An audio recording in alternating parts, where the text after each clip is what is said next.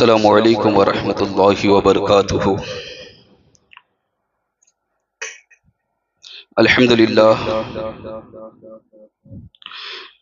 للہ وحدہ والصلاة والسلام علی من لا نبی بعدہ، اما بعد، اعوذ باللہ من الشیطان الرجیم، بسم اللہ الرحمن الرحیم۔ یا ایہا الذین آمنوا کتب علیکم الصیام کما کتب علی الذین من قبلکم لعلکم تتقون۔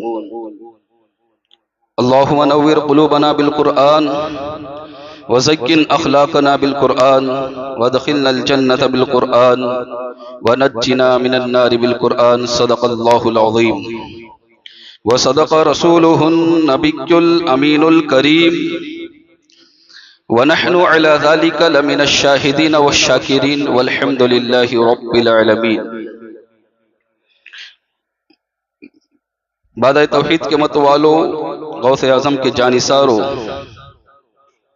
آئیے کچھ عرض معروض سے قبل ہم اور آپ مل کر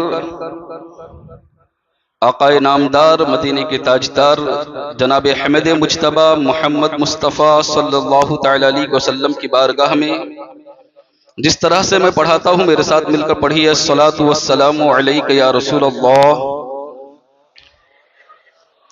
الصلاۃ والسلام علیک یا حبیب اللہ،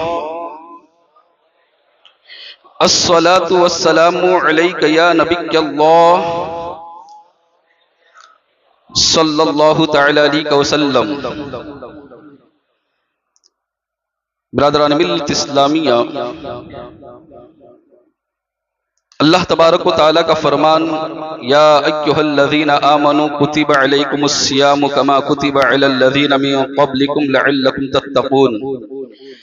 اے ایمان والو، تم پر روزے فرض کیے گئے جیسے کہ تم سے اگلوں پر فرض ہوئے، کہیں تمہیں پرہیزگاری ملے۔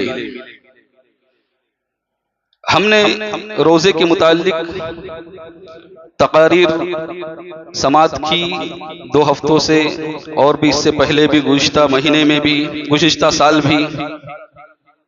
آج انشاءاللہ میں روزے کے کچھ ضروری مسائل وہ آپ کے سامنے پیش کروں گا، کیونکہ بہت سارے لوگ جو ہیں ان مسائل سے واقفیت حاصل نہیں رکھتے، اور اگر کچھ لوگ رکھتے بھی ہیں تو کچھ لوگ اس پر عمل نہیں کرتے ہیں، جن کی وجہ سے ان کا روزہ یا تو پھر مکروہ ہوتا ہے یا تو بسا اوقات سرے سے روزہ ہوتا ہی نہیں ہے۔ اس لیے ضروری ہے ان مسائل کا جاننا۔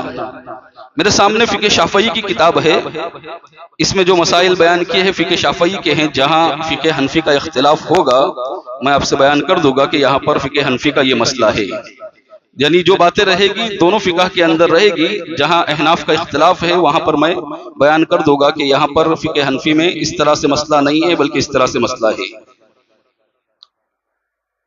سب سے پہلا سوال یہ ہے کہ روزہ کسے کہتے ہیں؟ صبح صادق سے غروب آفتاب تک نیت کے ساتھ کھانے پینے اور ہم بستری سے رکنے کا نام روزہ ہے۔ عام لفظوں میں اس کی تعریف کی گئی کہ صبح صادق سے لے کر غروب آفتاب تک کھانا پینا اور ہم بستری سے اپنے آپ کو روکے رکھنا، اس کا نام روزہ ہے۔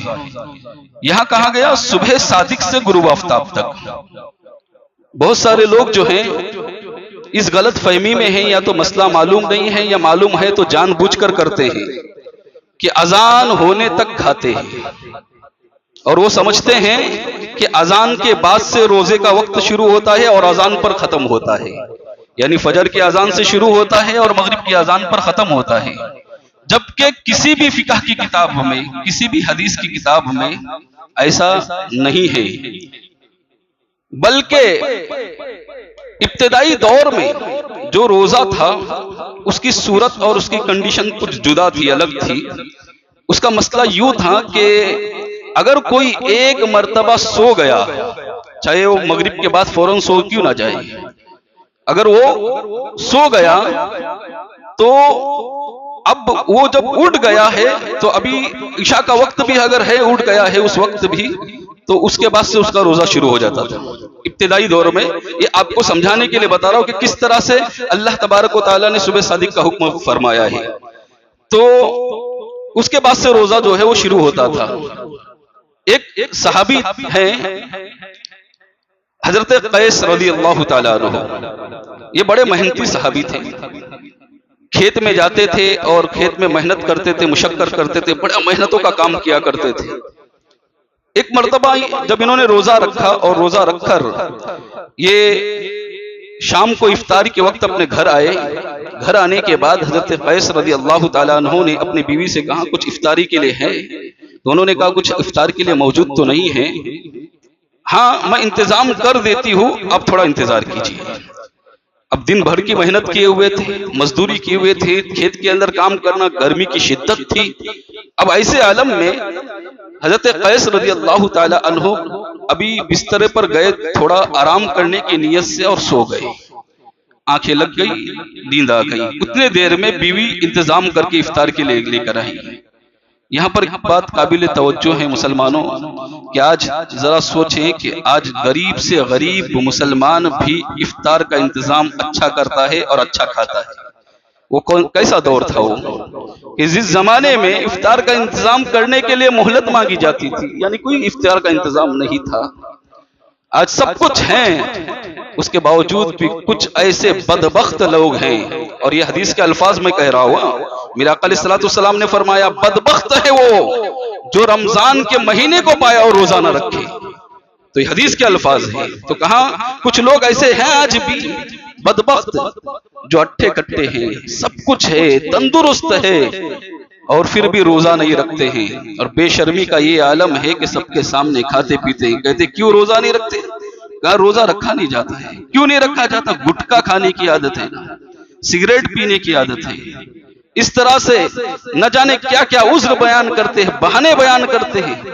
یہ ہے آج کے مسلمانوں کے کچھ نوجوان، جبکہ ان کو ان چھوٹے چھوٹے بچیوں سے، ان چھوٹے چھوٹے بچوں سے عبرت حاصل کرنی چاہیے کہ جن کی عمر 7 سال ہے، 8 سال ہے، 9 سال ہے، اور زیادہ دور نہیں اپنے گاؤں میں دیکھ لو، اور وہ بچیاں اور وہ بچے روزے رکھ رہے پورے پورے مہینے کے۔ اب سوچو کہ ان کا اور ان کا مقابلہ کیا ہے، وہ چھوٹے چھوٹے بچے، کیونکہ دل میں تڑپ ہے نا، اگر دل میں سچی تڑپ ہوگی تو اللہ کی مدد ضرور آئے گی، اور پھر نہ بھوک کا احساس ہوگا نہ پیاس کا احساس ہوگا۔ لیکن دل میں ہی تڑپ نہیں ہے، ایمان اتنا مضبوط و مستحکم ہی نہیں ہے، تو پھر گٹکا ہی روزہ توڑوائے گا نا، تو کیا کرے گے؟ بہرحال عرض کر رہا تھا کہ حضرت قیس رضی اللہ تعالی عنہ جو ہیں وہ سو گئے۔ اب سو کر جب اٹھے تو اب انہوں نے کہا اب تو میرا روزہ شروع ہو گیا، روزہ شروع ہو چکا ہے میرا، اب میں کیا کروں؟ تو انہوں نے پھر کچھ کھایا نہیں، بلکہ دوسرا روزہ شروع ہو گیا ان کا، دوسرے دن کا بھی روزہ رکھا۔ پھر محنت کرنے کے لیے کھیتوں میں چلے گئے، وہاں جانے کے بعد محنت کی، مزدوری کی، خوب محنت کی، یہاں تک کہ معاملہ یوں ہوا کہ جب دوپہر کا وقت تھا، دھوپ شدت کی تھی، آپ بے ہوش ہو کر زمین پر گر پڑے۔ میرے آقا علیہ الصلوۃ والسلام کی بارگاہ میں حضرت قیس رضی اللہ تعالیٰ عنہ کو لایا گیا اور سارا ماجرا بیان کیا گیا کہ اس طرح سے ہوا تھا۔ تو اللہ تبارک و تعالیٰ نے حضرت جبرائیل کو بھیجا، جاؤ اور یہ آیت کریمہ لے کر بارگاہ حبیب میں پہنچ جاؤ، کلوا واشربوا حتی یتبین لکم الخیط الابیض من الخیط الاسود من الفجر، کھاؤ اور پیو یہاں تک کہ سفید دوڑا، سفید دھاگا کالے دھاگے سے ظاہر ہو جائے فجر تک، فجر کے وقت تک۔ سفید دھاگا کالے دھاگے سے، یعنی کالا دھاگا ختم ہو کر، رات کی سیاہی ختم ہو کر صبح کی سفیدی ظاہر ہو جائے، اس وقت تک کھاؤ اور پیو۔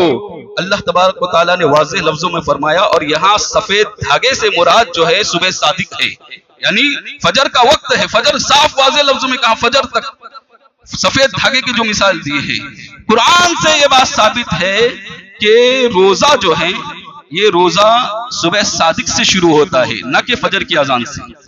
کہیں کہیں پر فجر کی اذان صبح صادق کے 5 منٹ بعد، 10 منٹ بعد بھی ہوتی ہے، تو کیا آپ اتنے دیر تک کھاؤ گے؟ یہ ہے کہ نہیں عقل میں آنے والی بات؟